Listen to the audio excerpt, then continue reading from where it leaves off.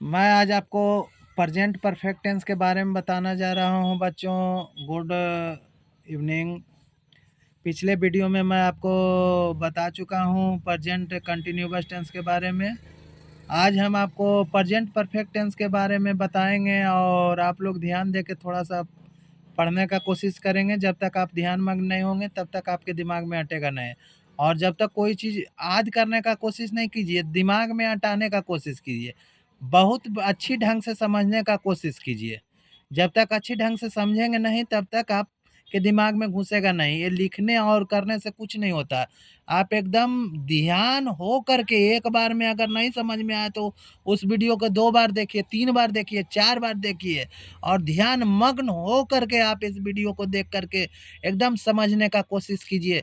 तब आपके दिमाग में ऐसा अटेगा कि कभी भूलिएगा नहीं। हमेशा एकदम वीडियो को गौर से देखिए और समझने का पूरा कोशिश कीजिए। तो हम समय के ज़्यादा ना लेते हुए हम आपको आज बहुत अच्छी ढंग से समझाने का कोशिश करता हूं और आप समझने की कोशिश कीजिए। आज हम आपको प्रेजेंट परफेक्ट टेंस का पूरा नॉलेज देने जा रहे हैं। प्रेजेंट परफेक्ट टेंस के बारे में पहले जानते हैं कि प्रेजेंट परफेक्ट टेंस है क्या। Present perfect tense, present perfect tense का हिंदी होता है पूर्ण वर्तमान काल। प्रेजेंट परफेक्ट टेंस का हिंदी होता है पूर्ण वर्तमान काल। अब इसका हम परिभाषा जानेंगे। परिभाषा हम जानते हैं कि जिससे पता चले कि कोई काम वर्तमान समय में समय के साथ पूरा हुआ है। जिससे पता चले कि कोई काम वर्तमान समय में समय के साथ पूरा हुआ है, उसे पूर्ण वर्तमान काल कहते हैं। जिससे पता चले कि कोई काम वर्तमान समय में समय के साथ पूरा हुआ है, उसे पूर्ण वर्तमान काल कहते हैं। जैसे मैं खा चुका हूँ, तुम जा चुकी हो इत्यादि। इसमें समझने की कोशिश कीजिए। मैं खा चुका हूँ, मैं क्या कर चुका हूँ, खा चुका हूँ। तो इससे पता चलता है कि प्रेजेंट टेंस में, मतलब प्रेजेंट टेंस में ही बात हुआ है कि मैं खा चुका हूँ। और तुम जा चुकी हो, तुम जा चुकी हो, यहाँ भी बताया जा रहा है, प्रेजेंट टेंस में ही बताया जा रहा है कि तुम जा चुकी हो। तो इससे पता चलता है कि हम जा चुके हैं, जाने का काम कर चुके हैं। मैं खाने का काम कर चुका हूँ, तो ये पता चलता है। बट जो समय है वह वर्तमान में है, अभी अभी पूरा हुआ है, इसीलिए ये पूर्ण वर्तमान काल कहलाता है।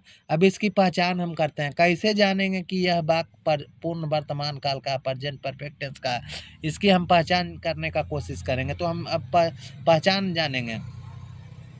तो जिस वाक्य के क्रिया के अंत में, जिस वाक्य के क्रिया के अंत में चुका हूँ, चुकी है, चुके हैं, चुके हो, चुका है, चुकी है रहता है।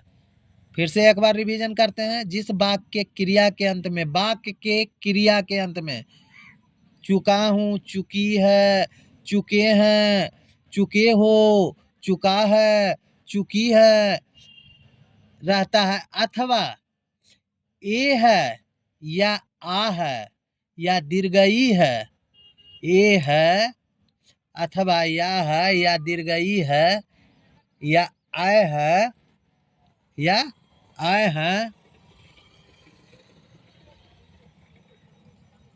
ए है, ए है, दीर्घई है रहता है, अथवा ए है या है, दीर्घई है, ए है, दीर्घई है रहता है, अथवा आकार, दीर्घिकार, आयकार लगा रहता है। तो समझना चाहिए कि यह वाक्य क्या है, प्रेजेंट परफेक्ट टेंस का है। मतलब जिसमें चुका है, चुकी है, चुके हैं, या है, ये हैं, दीर्घई हैं, ऐसा लगा रहे तो समझना चाहिए कि यह वाक्य प्रेजेंट परफेक्ट टेंस का है। जैसे मैं खा चुका हूँ, राम ने खाया है इत्यादि।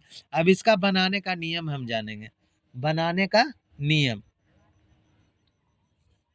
अब इसका हम एक बार बनाने का नियम जानते हैं। कर्ता प्लस हैज प्लस मुख्य क्रिया का तीसरा रूप प्लस कर्म। इसको कह सकते हैं इंग्लिश में सब्जेक्ट प्लस हैज है plus PV plus object, PV का तीसरा रूप प्लस ऑब्जेक्ट। अब जानेंगे कर्ता। कर्ता किसको कहते हैं? कर्ता जो काम को करने वाला होता है वह कर्ता कहलाता है। उसके बाद आंख मूंद के हैज है हम जोड़ देंगे। उसके बाद आंख मूंद के क्रिया का तीसरा रूप डाल देंगे और उसके बाद कर्ता का फल जिस पर पड़े, कोई काम हो रहा है तो कौन सा काम हो रहा है वह कर्म आपको कहलाएगा। तो सब्जेक्ट प्लस हैज या have plus PV plus object. Subject plus has have plus PV का तीसरा रूप प्लस ऑब्जेक्ट। अब जानेंगे कि सब्जेक्ट में यहाँ हैज हैव दोनों लग रहा है, तो कहाँ हैज लगेगा कहाँ हैव लगेगा, क्या कुल्हे में हैज हैव लगेगा, इसकी पहचान हम कैसे करेंगे? तो इसका पहचान हैज का प्रयोग कहाँ होगा और हैव का प्रयोग कहाँ होगा, इसके बारे में जानते हैं। तो थर्ड पर्सन के सिंगुलर नंबर के साथ हैज का प्रयोग होता है। थर्ड पर्सन के सिंगुलर नंबर के साथ हैज का प्रयोग होता है। अब थर्ड पर्सन के सिंगुलर नंबर में कौन आता है? ही सी इट, एक नाम आता है। थर्ड पर्सन के सिंगुलर नंबर में ही सी इट नेम आता है। इसके साथ किस चीज का प्रयोग होगा? हैज का प्रयोग होगा।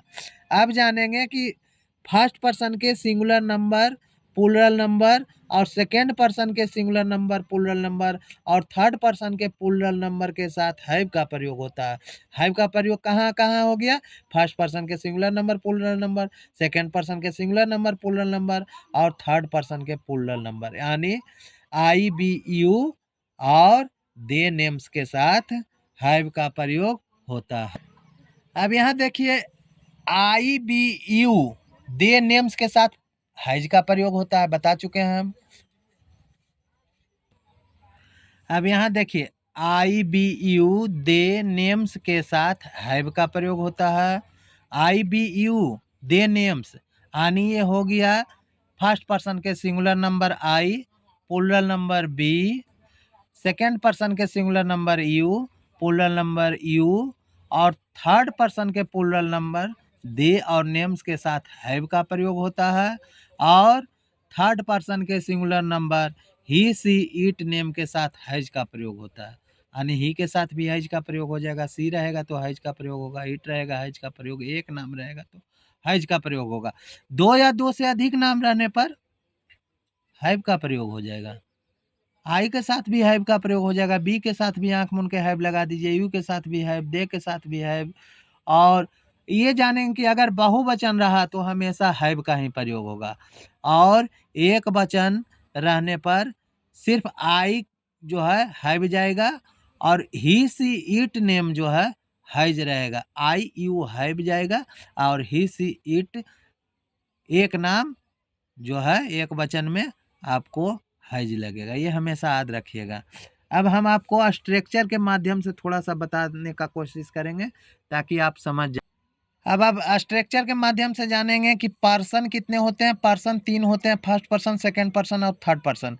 नंबर कितने होते हैं? नंबर 2 होते हैं, singular number plural number. First person के सिंगुलर नंबर में आई आ जाता है और प्लूरल नंबर में बी आ जाता है। सेकेंड पर्सन के सिंगुलर नंबर में यू आ जाता है और प्लूरल नंबर में भी यू रह जाता है। थर्ड पर्सन के सिंगुलर नंबर में ही सी इट नेम आ जाता है और प्लूरल नंबर में दे, दो या दो से अधिक नाम आ जाते हैं। अगर फर्स्ट पर्सन के सिंगुलर नंबर में रह गया कि मैं खा चुका हूँ, तो कर्ता इसमें कौन है? मैं के अंग्रेजी आई हो जाएगा, आई के साथ हम हैव जोड़ देंगे और चुका है तो ईट का तीसरा रूप ईट, एट, ईटेन लगा देंगे, ये आपका हो गया। अब यहाँ देखिए फर्स्ट पर्सन के आपको प्लूरल नंबर में अगर रह गया हम लोग खा चुके हैं बहुवचन में, अगर आपको रह गया हम लोग खा चुके हैं, तो ये सीधे जानिए कि बहुवचन में किसी के साथ भी हैव का रहेगा, कोई भी नंबर में रहे। प्लूरल नंबर में अगर रहता है तो सीधे हैव का प्रयोग होगा, बहुवचन में हैव का प्रयोग होगा, कहीं भी बहुवचन में हैज का प्रयोग नहीं होगा, हमेशा हैव का प्रयोग होगा। तो हम लोग खा चुके हैं तो बी हैव ईटेन, इसमें आपको हो गया सब्जेक्ट बी हो गया, इसके साथ हैव लगा दिए और ईट का तीसरा रूप ईटेड, ईटेन लगा दिए, आपका हो गया हम लोग खा चुके हैं। अब आप खा चुके हैं तो यू हैव ईटेन, हम लोग खा चुके हैं तो यहाँ भी यू हैव ईटेन। अब यहाँ थोड़ा सा ध्यान देंगे कि थर्ड पर्सन के सिंगुलर नंबर अगर है तो यहाँ ही वह खा चुका है अगर रहता है तो यहाँ आँख मूंद के हमको ही के साथ हैज का प्रयोग लगाना पड़ेगा। ही हैज वही ईटेन हो जाएगा, यहाँ भी थ्री रहेगा, ईटेन। वह खा चुकी है तो सी हैज ईटेन। राम खा चुका है तो राम हैज ईटेन। बहुवचन में हैव का प्रयोग होगा, जैसे वे लोग खा चुके हैं तो दे हैव ईटेन। राम और सीता खा चुकी है तो Ram and Sita have eaten. तो कहने का मतलब हो गया कि I, we, you, they, Ram and Sita, ये सब के साथ हैव का प्रयोग होगा है, और सिर्फ ही सी इट नेम के साथ हैज का प्रयोग होगा। कुछ हम ट्रांसलेशन के माध्यम से जानने का कोशिश करेंगे। जैसे राम सो चुका है तो राम हैज इटन, एक नाम के साथ हैज का प्रयोग करते हैं। और यहाँ सोना के स्लिप्ट हो जाएगा तीसरा रूप। वह स्कूल गया है, he has gone to a school. यहाँ देखिए ही के साथ हैज का प्रयोग हो जाता है, गो बेंट गोन हो गया। लड़कों ने कुर्सी तोड़ी है तो द बॉयज हैव ब्रोकन, बहुवचन के साथ हैव का प्रयोग हो गया। ब्रोकन हो गया। सूर्य अस्त हुआ है तो द सन हैज सेट। शिक्षक आए हैं तो द टीचर हैज कम। कम कम कम इसका तीनों रूप वही होता है। तो शिक्षक आए हैं, द टीचर हैज कम, मतलब शिक्षक यहाँ जो हो गया थर्ड पर्सन के सिंगुलर नंबर, तो इसमें हैज का प्रयोग कर दिए। और यहाँ कम थर्ड पर्सन के सिंगुलर नंबर। अब यहाँ आप अच्छी ढंग से समझ गए हैं, तो बहुत बहुत धन्यवाद। थैंक यू, थैंक यू, धन्यवाद।